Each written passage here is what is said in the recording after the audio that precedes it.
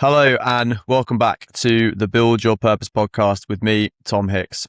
This week, I'm joined by someone who has an inspiring story. From being bullied and lacking confidence, he's gone out and built himself into a role model for others. Known as a hybrid coach, he works with others now to build health, physical and mental well-being, strength and fitness into their lives. Amassing a social media following where he promotes, above all, positivity with the ethos, be ready for anything 365. Josh Lancaster, welcome to the Build Your Purpose podcast. Tom, thank you very much, mate. That's an incredible introduction. Thank you. Oh, mate, no worries. So thanks so much for taking the time. I know you've got a huge amount going on with all the coaching and everything we just spoke about off air with the move and everything. So we're going to jump straight into it and we're going to start the conversation the same way I start all conversations on Build Your Purpose, with the intention of finding out what drives you, what makes you tick. And that's by asking you, Josh Lancaster, what is your purpose? Yeah, man, great question.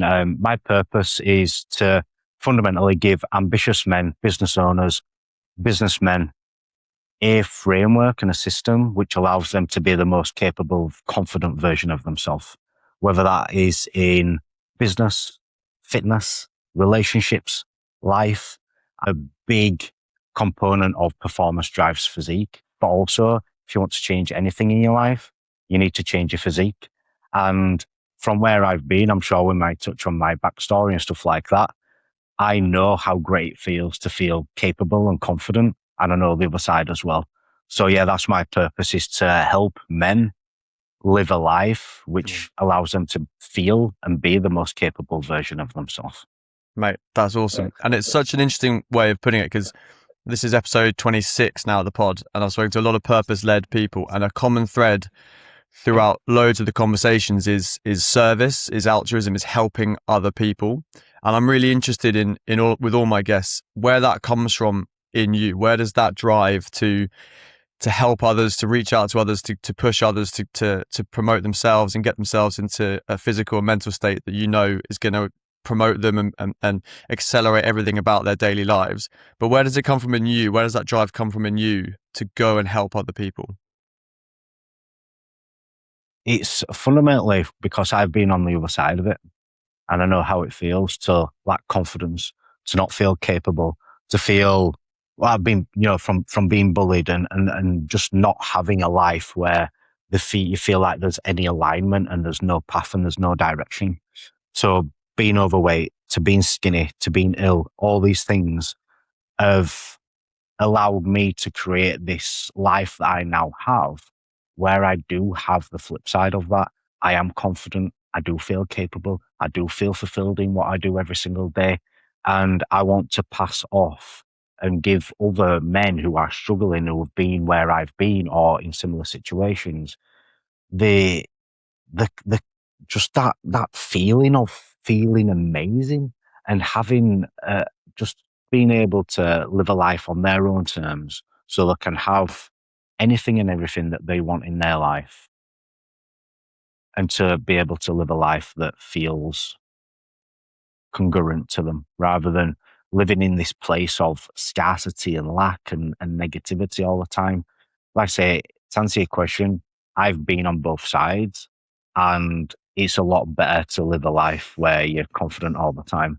So if I can help other men go through the journey that I've been on with the systems that I've got, that's the driver.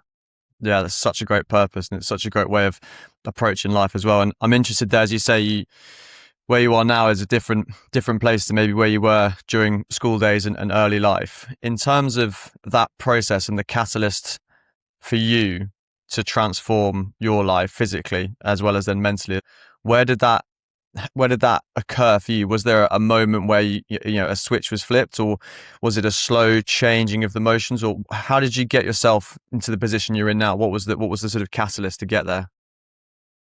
There's been a few, Tom, to be completely honest with you. Yeah. So when I was growing up, I had severe cystic acne, and I'd used to avoid social situations. Confidence was bottom of the floor.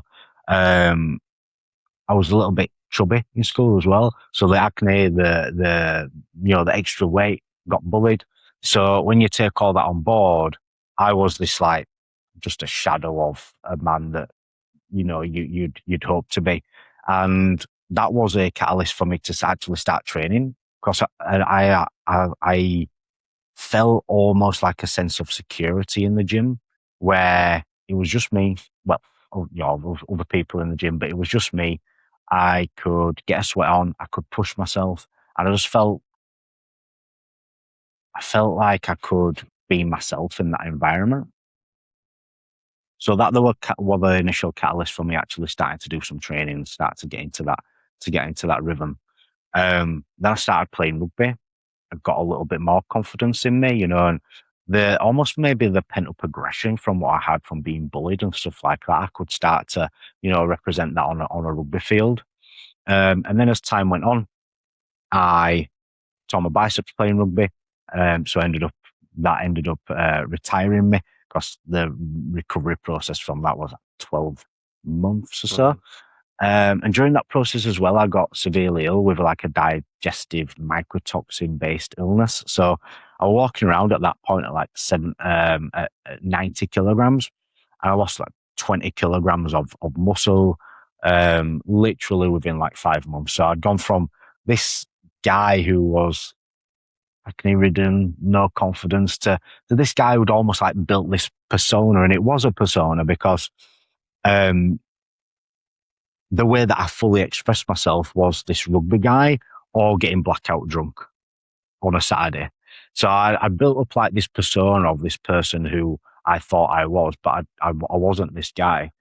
And then the illness hit me, back to square one. Skinny, no muscle, no rugby, just living in lack and scarcity all the time, just not knowing what's wrong and how to fix it. And then I just went really just secluded into myself. I stopped drinking. Obviously, my health took a massive priority at that point. And it's just been a journey since then, for the past however many years, since COVID and beyond, of really me like finding myself again. I know that sounds like a long time, but yeah, it's there's been a few different catalysts along the way, where first getting into training, finding that love for it, finding that passion. And then I think fundamentally the period of time where I did have the illness and fighting back from that, finding myself, stopping drinking alcohol and building and rebuilding properly from the ground up, rather than having this fake persona, actually discovering myself properly, to lead me to this point now. Amazing. I mean, it almost sounds like it's almost a self-actualization is kind of where you got to now, where you've realized that, yeah, who you are, who you want to be, and then obviously now giving back to others to do the same. I'm interested there because you've had a journey with ups and downs. Clearly, you started from a position where you were lacking confidence, to say, being bullied, weren't in the physical condition you wanted to be in or thought that you should be in. You then get to a position where you find a passion in trading, and then in rugby, you then have the injuries. You then bounce back from that. You then have the illness, bounce back from that. That shows to me how resilient you must be as an individual. And I'd be interested to know whether you see yourself as a particularly resilient person, or do you just think that's just me, I'm just Josh? Oh, that's a really good question, because when you said, do I see myself as a resilient person, I'd say yes, but I kind of think it is just me. Um, I've got a really robotic personality and just approach to everything that I do, which has its plus sides, but also has its negatives as well. But yeah, I feel like resilience, just cracking on with things, whether I want to do it or not, whether you want to throw discipline, the discipline in there. But I think fundamentally, Tom, it's just me, because I do what I love. I enjoy it. And I've got systems in place which allows me to have that approach where my health and fitness now just runs quietly in the background 365 days a year. And, I'll find myself at the gym if I don't want to be there. I'll find myself out running if I don't want to be there. It's just more of now, yeah, what I do, I guess, rather than thinking I'm building resilience here to get to a point. It's like, well, I've already done that. I've built all that up now. I'm not disciplined anymore. It's just what I do. I'm not resilient. It's just who I am. So I think, yeah, and answer your question, it's probably I have built resilience and I have built discipline, because it's not been easy, But now I'm just in this spot where it is just me. Yeah. Yeah, it's your behavior, it's your habits. And I think it's really interesting that we say about having systems in place. And obviously, you as a coach have clients who I presume you're trying to implement better habits, better behaviors. And one of the mantras I've given myself recently is just make better decisions. It actually come back from a teacher at school, because I used to get in quite a lot of trouble at school. And he used to, one of the teachers I used to have resonate with more than most, he just used to say to me, Tom, just don't get it wrong. Make better decisions. So I keep saying that to myself now, just try and make better decisions. And for you as a coach, when you're seeing men who are on the same journey that you've been on, what sort of habits and decisions are you trying to enhance within them? Where do you see the main kind of pitfalls within fitness, mental and physical well-being? Yeah, really good question. I think two that stand out immediately, and I'll dive into both of them afterwards so I don't lose my train of thought, is men always just chase fat loss, slashing calories, super low food, just not sustainable. And then in the hybrid training space, everybody glorifies doing more. People look at influencers, Nick Bear, whoever it might be, right? Doing these 20 to 30 hour training weeks, their favorite Ironman athlete or whatever it is. And like, wow, that's great. I'm going to do this. This training plan looks fantastic, And the thing is, they're not athletes.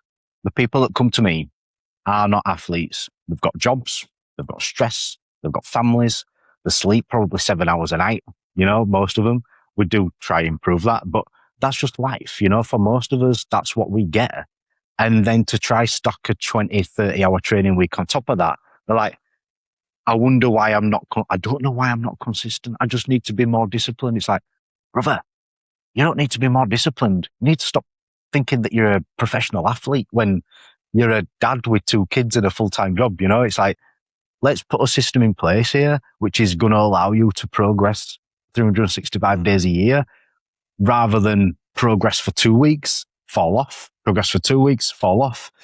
And the opposite side to that, most people who get into hybrid training or start running will do so because they want to lose some body fat.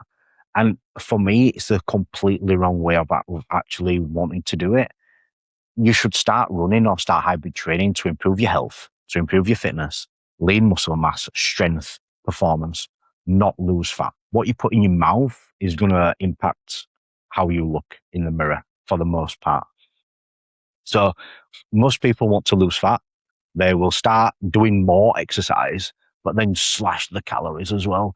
So they get to this stage where they'll either put themselves in this like red zone where they just feel awful all the time, energy's tanked, and that'll then lead to overeating, binging, cravings on weekends. And then you just end up in this cycle where you just see it where it's like progress Monday to Thursday. And then it's like, progress Monday to, and over the course of years, they just stay exactly like that, or actually the opposite way. They actually gain weight over that period of years because their approach is that unsustainable and inconsistent that they just keep going in these weird cycles and loops. So when I said right at the start that performance drives physique, that's the approach that I take with, my clients that come on board as well, is that, we do less and get more. It's as simple as that. We do less training, get better outcomes. And from a nutrition standpoint, very much performance focused, allow flexibility in there as well. And you know what? When we do that, people can be more consistent, which means they actually get a better physique at the end of it. So they'd be the big two, to be honest, that I see all the time. Yeah, that's awesome. And I think one of the things that drew me to you initially on socials was your approach to it. Exactly as you said there, you've got the top 0.1% of athletes and fitness influencers who are getting up at 3:30, 4 in the morning to journal, to ice bath, to do their mobility. Then they get in the gym. Then at 7 a.m. then it's doing the school run. And you see that because of the way social media feeds the algorithms, people see that and think, to get to that level of physique, I need to be doing what they're doing. Or, you go on ChatGPT and just say, I want to go and do an Ironman, program me an Ironman thing, and it'll get you doing, 50, 60 miles a week on the bike or on the road plus 3 swims, and then as you say, people just burn out because they haven't got the building blocks in place to go for it. Do you find that people that you're coaching, because they see what they see on social media of people doing these extreme things and these insane habits and insane routines, do you think that is having a detrimental impact on people's ability to have delayed gratification, to think about the long term, because they see what's on socials and they think, if I do that, if I go all out for 6 months, I will be a Nick Bear or an Iron Man or whatever? Do you think that the people are less able to buy into a delayed gratification model of fitness and well-being because of that? 100%. Yeah, people just don't have patience anymore, right, Tom? I think just people just do not have any patience at all, and it's Instagram, it's social media for sure. It's the, if you don't hook somebody in 3 seconds, they've disappeared for forever, and I think we all struggle with that to a certain aspect. Delayed gratification is huge, and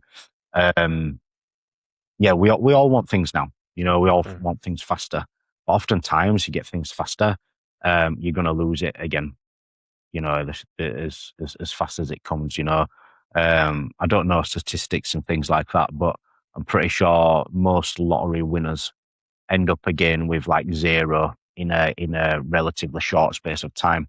It just shows that when you get something super quick, sometimes the downfall can be pretty catastrophic.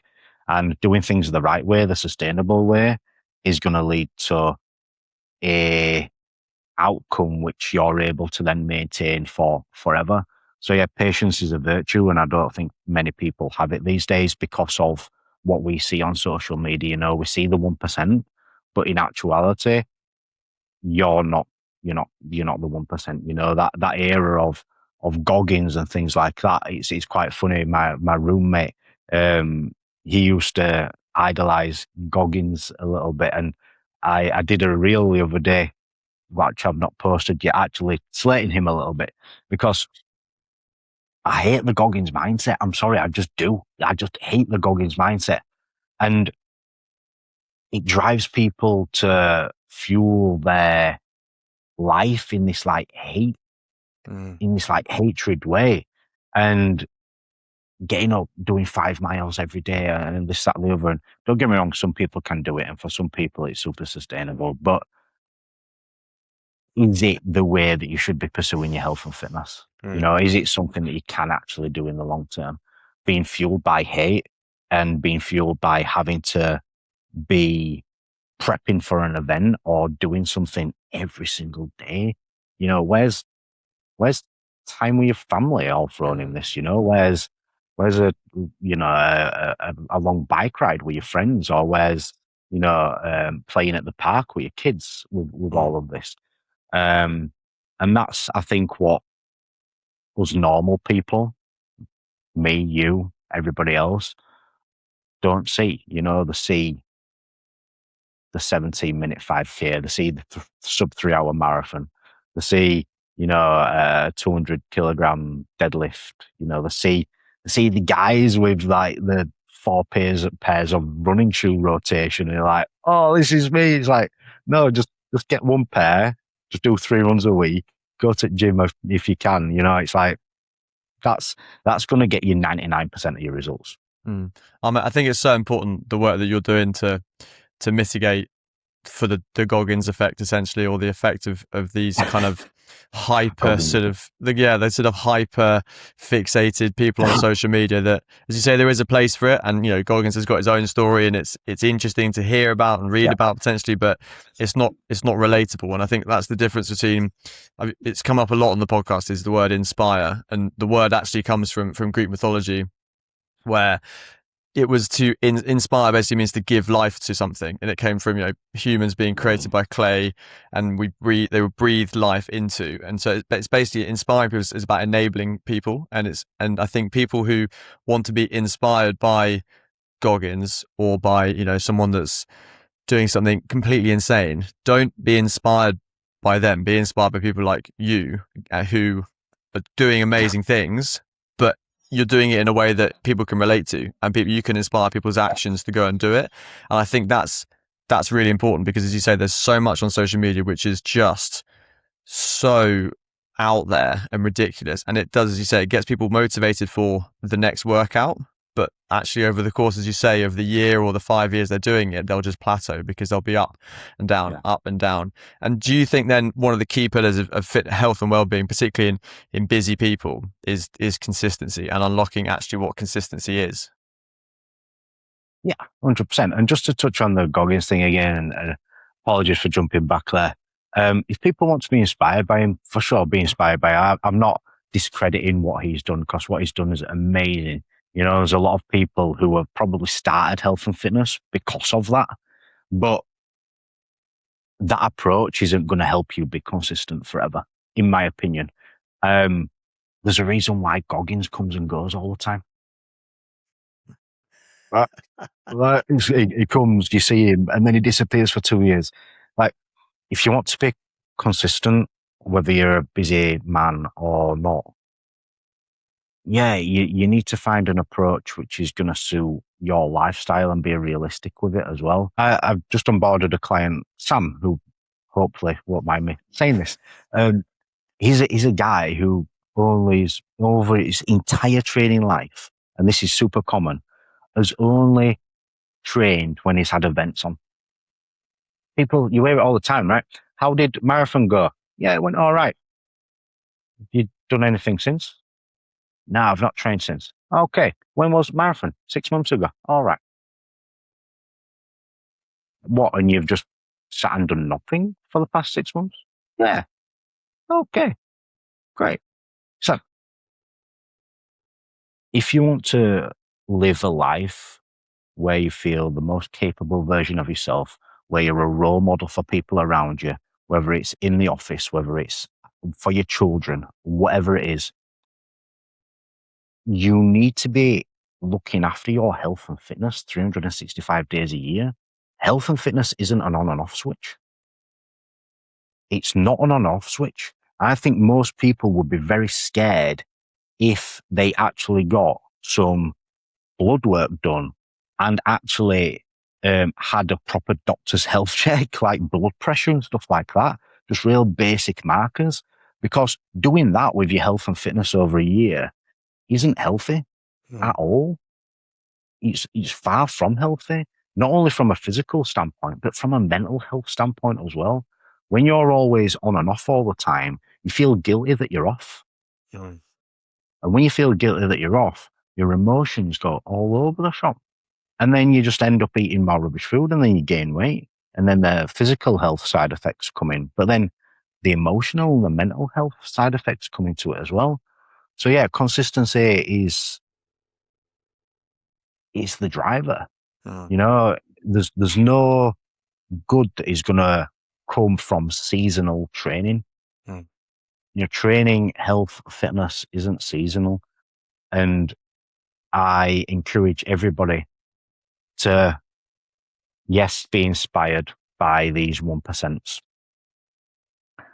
but look at your own personal life.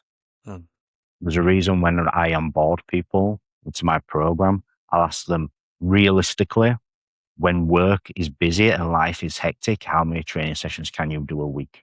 And then I will always take one away from that. Love that. When I onboard them, because people lie. Right? And I know that someone who says 6 is always going to be able to do 5. Likewise, gets to a point where if somebody says 3, I'll give them 3. Anybody can do 3 40-minute sessions a week. But, you know, just find an approach which works for you and then take a day off. Yeah, it's such a great approach. And then you'll be sustainable. Yeah, it's such a great approach. And yeah, it speaks again to what we're saying about how you're unlocking real performance by having that realistic framework to work within. And when you, and I love the idea of taking one away from them, because they're always thinking that potentially you want to hear that they can do more, or they want to please the coach, because they think that you want that, and they then try and please that. I love that approach of saying, well, we'll take one away and we'll start there. And I think it's so interesting that you speak about people fluctuating, obviously, in health and fitness, but also fluctuating around their goals. And I've certainly been guilty of that over the last kind of 2-3 years, probably of having a goal, whether it's like a 70.3 half Ironman or a marathon or whatever I'm doing, or climbing Kilimanjaro or something. You have a program you work to, you do the event, and then you slack off. And one of the things that I get annoyed at myself about was that we did half Ironman last year, and the conditioning and the fitness to get to that level was insane. But then we did it, and then it was, oh, I've done that, okay, and then we slacked off, and now building back up, starting again. And I love the approach that you take, which is don't worry about a goal, worry about your lifestyle, and fit the goals in around the lifestyle. The goal isn't to go and get a 10k PB or a deadlift PB. The goal is to be, as you said earlier, as fit and healthy as you possibly can be in your everyday life, with then supplemented by those goals. And that speaks potentially to what we've been speaking there about, delayed gratification. It's not about that one event, it's about what we're doing in the future. And I saw a post you put up recently talking about how you've just launched a new program, and you said there about how there was a moment where you thought about quitting, and it was a tough process to get to this point where you're launching it now. And that speaks to you as a person to be able to stick through it. And as we spoke there, ups and downs and resilient, just being part of your everyday life. I'd love to talk about the process that you've gone through now, obviously launching the new program, as well as then the challenges actually to get to this point too. Yeah, Tom. So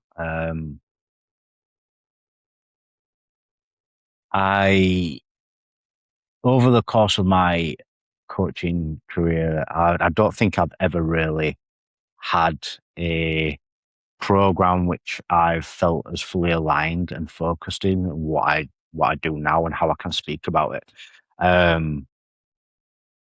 Earlier in the year, we did launch a program which didn't fully work out, and my business partner at the time in that program, we just had to part ways, and for whatever reason it didn't work. And the other side of that, the consequence of that was a huge amount of stress, all self-inflicted when you look back. But you were at that point where I just felt so lost and just so disconnected with everything that I'm doing. So yeah, that journey was really tough. It was really challenging, and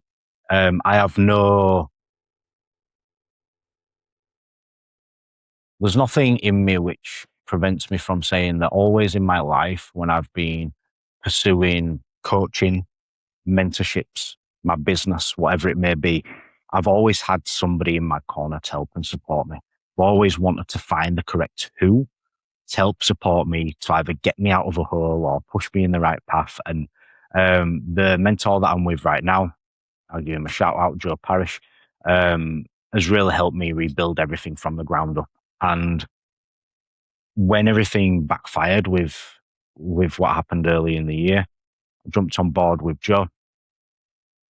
So I felt just really in alignment with how he spoke, what he spoke about, looked at the life that he's got, and like, would I like that life? And I think just a side piece, if you're looking for a coach, if you're looking for a mentor, don't look at like the numbers and everything, the things like that, what they're producing. Look at the life that they're currently living and think, would I like to live that life? I think that's one of the biggest things and one of the biggest takeaways that you can take. Because the fancy cars, the watches and stuff like that don't mean anything if you can't sit and speak to the guy for 60 minutes without thinking this guy's a, but that's a side tangent altogether. So I jumped on board with Joe, and the rebuild from that has been one of the most productive periods of my entire life. And it just shows the value of having the right person in your corner to help push you along in that direction. But over the course of my coaching period, I think I've just been the guy amongst everybody else, which has just sold a health and fitness training plan.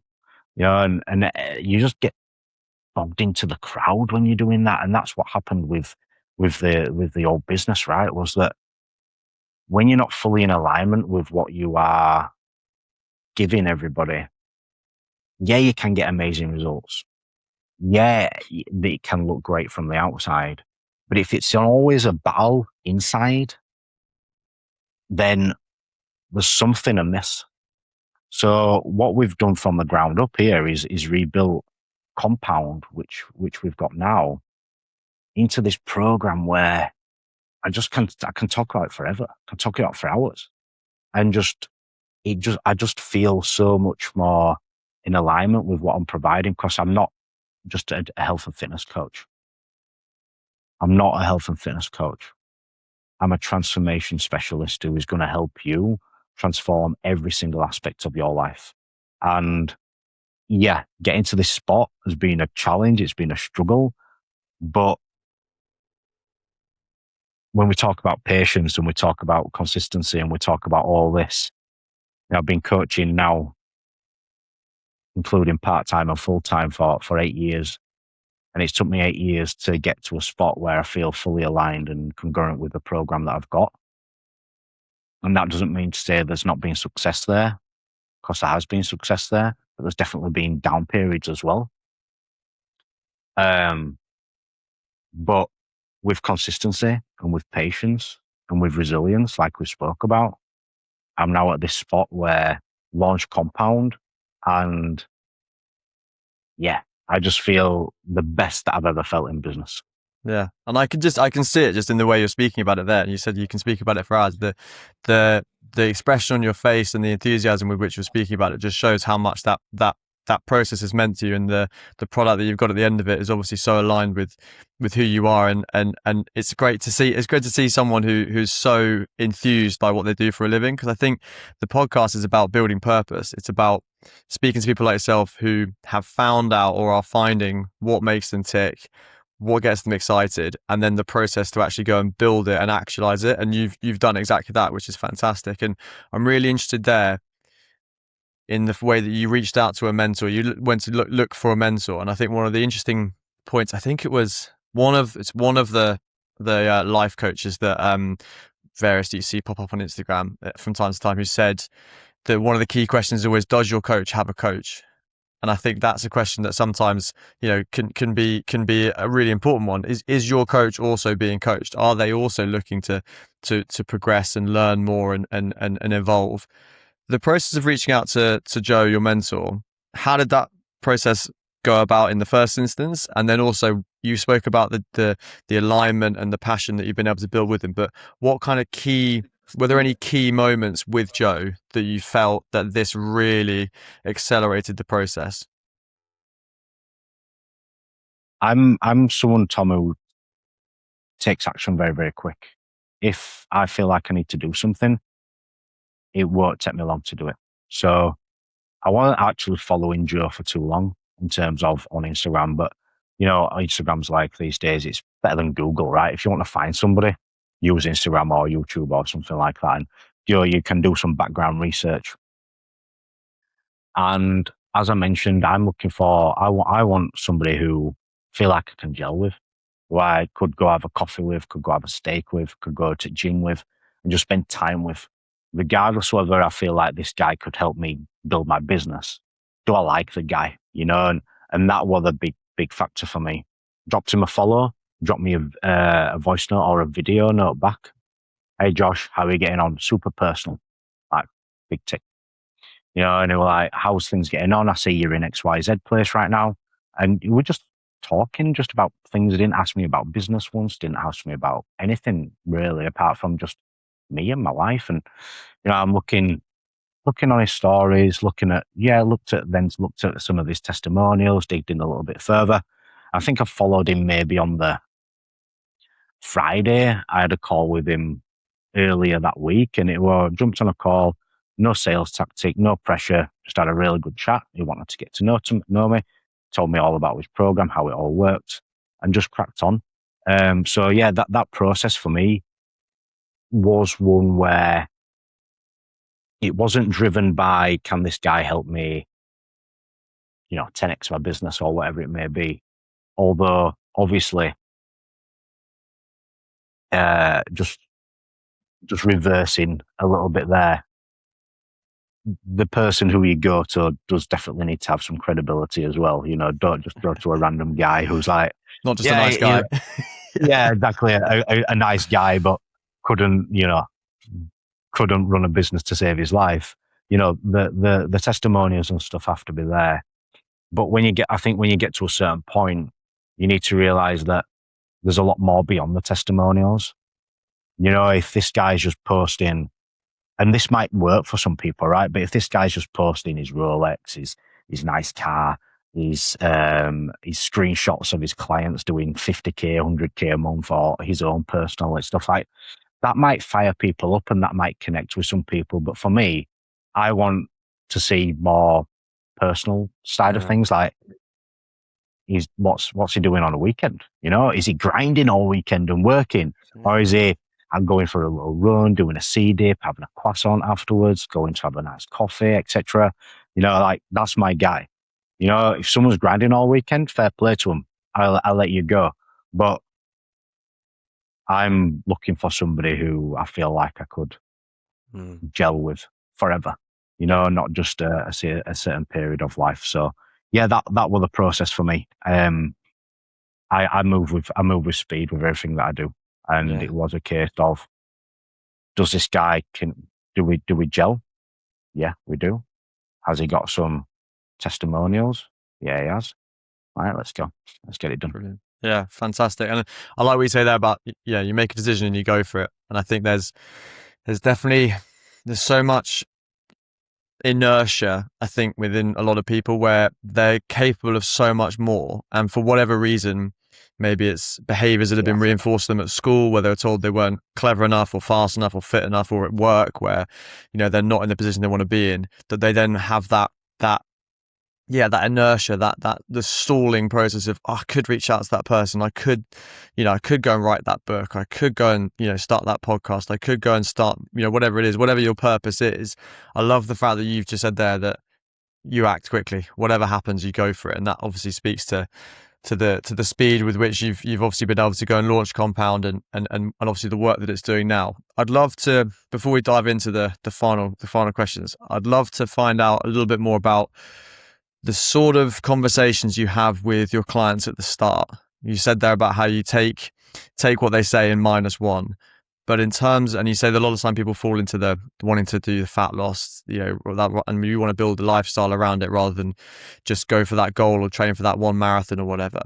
But in terms of the emotional side of it, when you get to know your clients on a personal level, those guys that are taking that jump and reaching out to you and saying, yeah, I'm going to commit to this, both in their time, obviously financially, but also then in the effort that's involved. What are the sort of key traits of those conversations from an emotional standpoint? I think for a lot of people, they've reached that point of just sick of making excuses to themselves all the time.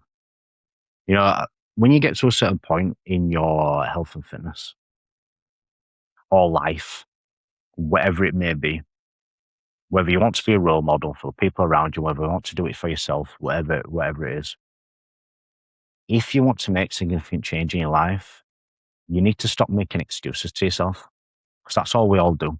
Whether it's fear of failure, whether it's self-doubt, whether it's time, whether it's money, whether it's partner don't want me to do it, whether it's, too busy.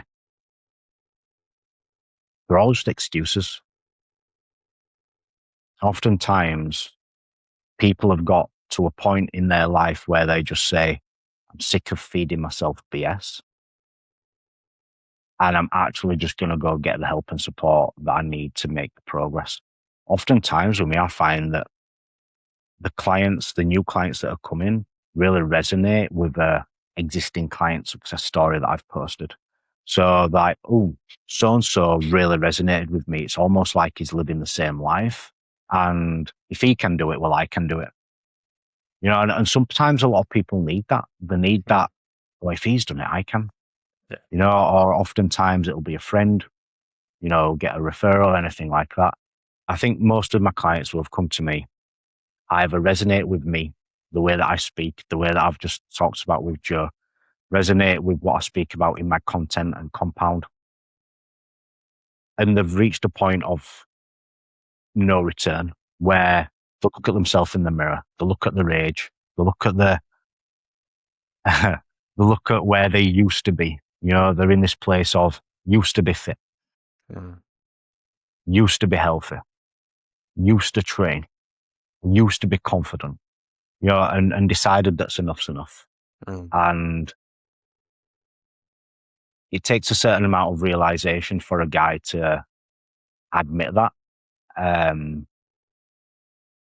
certain amount of ownership, a certain amount of lack of self-respect to just say, look, for me now, enough's enough. I'm sick of feeling this way. I'm sick of having no energy. I'm sick of having no sex drive. I'm sick of walking into meetings and just feeling so much brain fog that I can't even concentrate.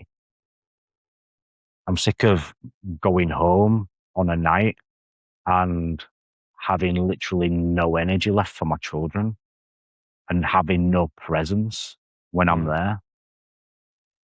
I'm sick of carrying a belly and some boobs, and all these things lead a certain person to hold their hands up and just say, enough's enough.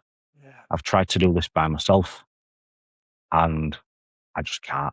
I need some support, need some help. And the person that then reaches out to me will mostly have been watching my content for a little while, and then we'll have a chat. Yeah, no, it's such a great insight into that moment that I think kind of should be able to mitigate for that inertia of people reaching out and taking action. There, the stories of guys who's said just got to the point of no return, who've just said to themselves, right, enough's enough.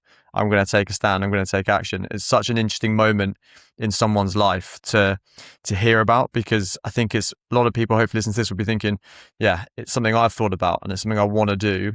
And there's the lived experience of people that have gone and done it. Yeah, I mean, Tom, I think on that point as well, I think everybody thinks they're unique. Everybody's like,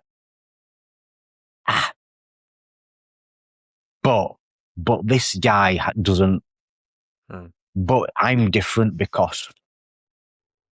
But I'm busier than this guy. You're not unique. You are not unique. You're not a unique fairy. There's millions of people who are in exactly the same position as you.